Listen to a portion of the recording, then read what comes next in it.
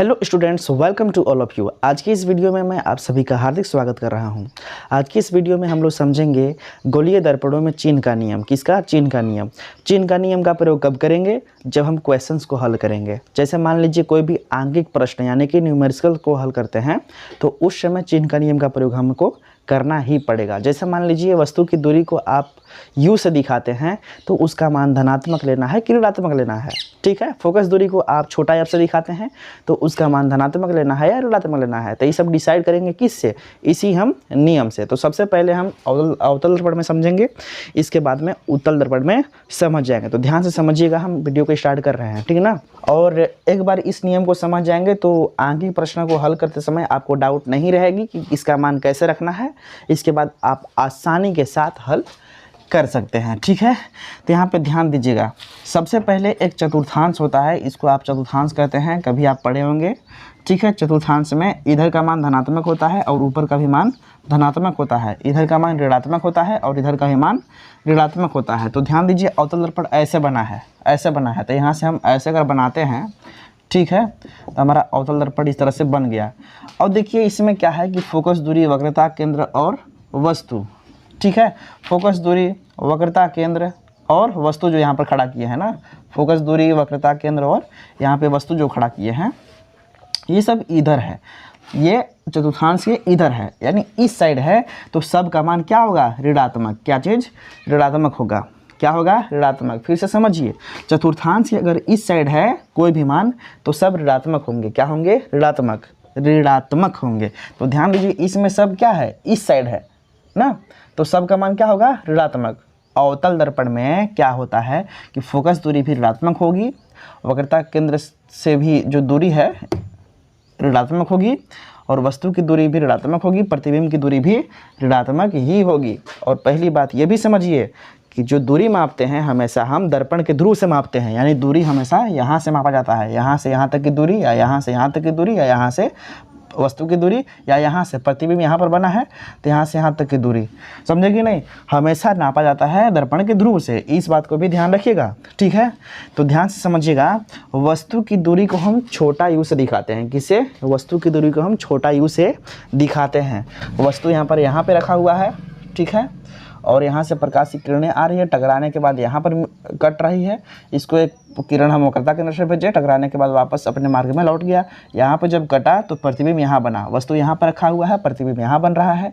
तो समझिए, हम यहाँ से जब यहाँ तक की दूरी नापेंगे तो ये तो वस्तु की दूरी है ना, यानी कि यहाँ से लेकर के यहाँ तक की दूरी वस्तु की दूरी है। इसको हम क्या से दिखाएंगे?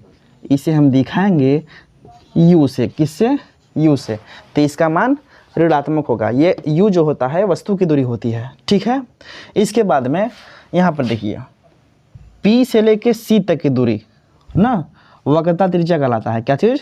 वक्रता त्रिज्या कहलाता है, यानी दर्पण के ध्रुव से लेकर के केंद्र तक की जो दूरी होता है वक्रता त्रिज्या कहते हैं। यानी कि यहाँ से लेकर के ये दूरी लेकर के और यहाँ तक की जो दूरी है इसको वक्रता त्रिज्या कहते हैं और इसे r से दिखाते हैं। किसे? r से। तो इसका भी मान ऋणात्मक होगा, इसका भी मान क्या होगा? ऋणात्मक। और समझिए, प्रतिबिंब यहाँ पे बना है ना, प्रतिबिंब बना है कि नहीं यहाँ पे? तो अब प्रतिबिंब की दूरी देख लीजिए, प्रतिबिंब यहाँ पे है एकदम सीधा में। तो प्रतिबिंब की जब दूरी नापेंगे हम इस दर्पण के ध्रुव से तो इसको v से दिखाते हैं। किससे? v से दिखाते हैं। किससे? v से। u से वस्तु की दूरी, r से दर्पण के ध्रुव से वक्रता केंद्र की दूरी यानी जो त्रिज्या है उसको दिखाते हैं। इसके बाद जो भी होता है ये प्रतिबिंब की दूरी, यानी प्रतिबिंब कहाँ बना है, कहाँ से नापना है? दर्पण के ध्रुव से ना, यहाँ से यहाँ तक की दूरी, ये क्या हो गया? प्रतिबिंब की दूरी। इसको भी से दिखाते हैं। ठीक है।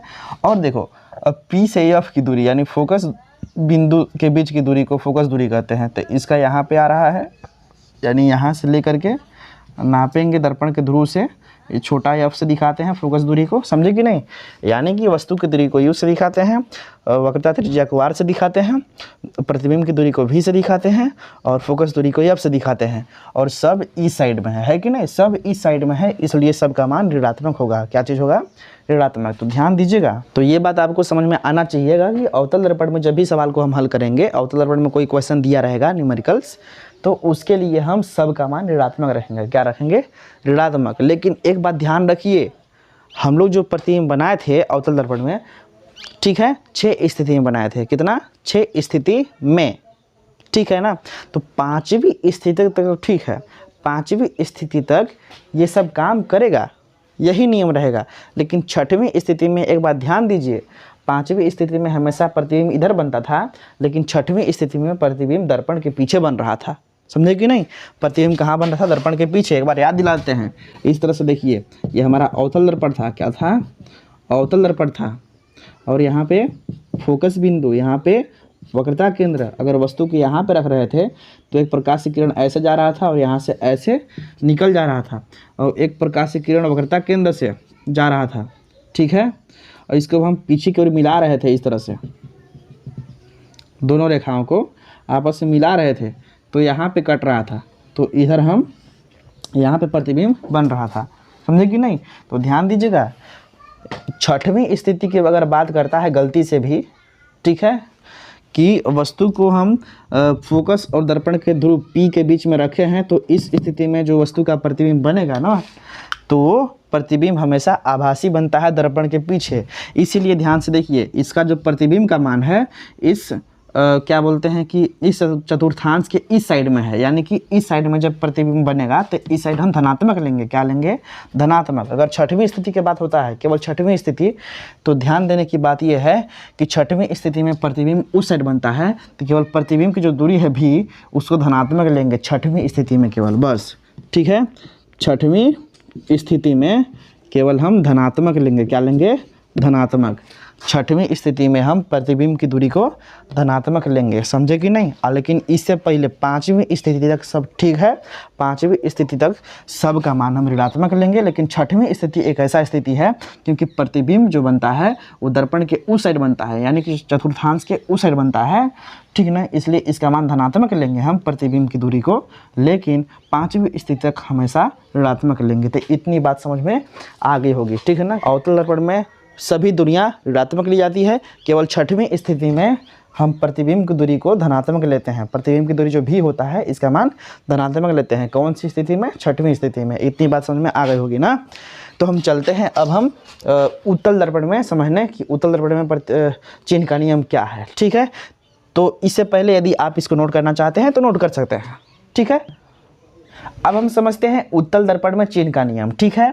तो ध्यान से देखिएगा, ये फिर से चतुर्थांश बना रहा है और इस बार इसको ऐसे रखा गया है, इस बार इसको इस तरह से रखा गया है ना, इस तरह से रखा गया है।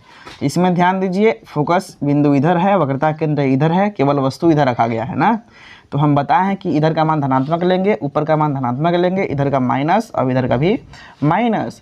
तो इस साइड में क्या रखा गया है? वस्तु। देखो इस साइड में क्या रखा गया है? केवल वस्तु। वस्तु यहाँ पर रखा गया है, तो वस्तु का मान क्या होगा? ऋणात्मक। क्या होगा? ऋणात्मक, यानी माइनस में। लेकिन जो फोकस दूरी है वो धनात्मक लेंगे, क्योंकि उस साइड है, क्योंकि सब उस साइड में है। फोकस दूरी भी इस साइड है तो धनात्मक लेंगे, वक्रता केंद्र भी इधर है तो धनात्मक लेंगे, और प्रतिबिंब भी इस साइड बन रहा है कि नहीं? यहाँ पे प्रतिबिंब बन रहा है ना यहाँ पे, तो इस साइड में हम धनात्मक लेंगे प्रतिबिंब की दूरी भी। तो आप लोग ध्यान दीजिएगा कि उत्तल दर्पण में वस्तु की दूरी को हम नापेंगे यहाँ से, दर्पण के ध्रुव से वस्तु की दूरी, यानी यहाँ से लेकर के यहाँ तक नापेंगे। इसको हम U से दिखाते हैं, छोटा U से दिखाते हैं वस्तु की दूरी को, ठीक है। इसके बाद प्रतिबिंब की दूरी, यहाँ पर देखो P है, यहाँ पे प्रतिबिंब बन रहा है, तो यहाँ से यहाँ तक दूरी नापिए, यहाँ से लेकर के यहाँ तक दूरी नापिए प्रतिबिंब की दूरी। इसको हम V से दिखाते हैं, क्या से? V से दिखाते हैं, ठीक ना। तो इसकी दूरी हम V है, और यहाँ पे देखिए इसका फोकस दूरी को, यानी P से नापेंगे F तक की दूरी, तो फोकस दूरी होगा ना F तक की दूरी, यहाँ तक ये फोकस दूरी F हो गया, छोटा F। इसके बाद में केंद्र तक दूरी नापेंगे, तो P से लेकर के केंद्र तक की जो दूरी होते हैं इसको वक्रता त्रिज्या कहते हैं, और इसे R से दिखाते हैं। तो ध्यान दीजिएगा, इस साइड की दूरी धनात्मक लेंगे और इस साइड का जो दूरी होता है ऋणात्मक लेंगे। इस साइड का ऋणात्मक लेंगे और इस साइड का धनात्मक। तो देखिए इसके उधर प्रतिबिंब बन रहा है तो इसका मान धनात्मक लेंगे, फोकस दूरी का मान भी धनात्मक लेंगे, इसके बाद वक्रता त्रिज्या का मान धनात्मक लेंगे, लेकिन केवल वस्तु का मान हम ऋणात्मक लेंगे। समझे कि नहीं? तो उत्तल दर्पण में आपको समझ में आ गई होगी कि इसमें क्या नियम है। तो आज के जो वीडियो है ये आपको कैसी लगी, ठीक है, आपको चीन का जो नियम है दर्पणों में ये समझ में आया कि नहीं आया, आप लोग कमेंट के माध्यम से मुझे बता सकते हैं। और इसी के थ्रू, ठीक है, इसी के थ्रू हम लोग न्यूमेरिकल्स को सॉल्व करेंगे। किसको सॉल्व करेंगे? न्यूमेरिकल्स को। न्यूमेरिकल्स को जब सॉल्व करेंगे तो उस समय आपको बहुत ही अच्छे से समझ में आएगा कि वस्तु की दूरी को कैसे रखना है। वहाँ पे हम सिखाएंगे, आपको विधिवत सिखाएंगे, विधिवत तरीके से सिखाएंगे, और सारे चीज़ को कैसे रखना है हम डिस्क्राइब करेंगे और अच्छे से क्वेश्चन को सॉल्व करेंगे। तो आप लोग से रिक्वेस्ट यही है कि आप लोग मैक्सिमम स्टूडेंट्स को आप इस चैनल से जोड़ने की कोशिश कीजिए और यूट्यूब फैमिली को और ग्रो कीजिए और बढ़ाइए, ताकि मैं भी पूरे मन, वचन और कर्म से आप लोग के लिए बहुत कुछ प्रोवाइड करा सकूं। ठीक है, तो आपसे रिक्वेस्ट यही है कि मैक्सिमम लोगों को यूट्यूब चैनल से जोड़िए, सब्सक्राइब करवाइए और आप भी कीजिए और पढ़िए ध्यान से। ठीक है, मैं कोशिश करूंगा कि आपको बोर्ड एग्ज़ाम में जो भी इम्पोर्टेंट चीज़ें हैं उसको प्रोवाइड करा सकूं। ठीक है, thank you so much guys. मिलते हैं नेक्स्ट वीडियो में नए वीडियो के साथ और नए टॉपिक के साथ। तब तक के लिए आप अपना ख्याल रखिए।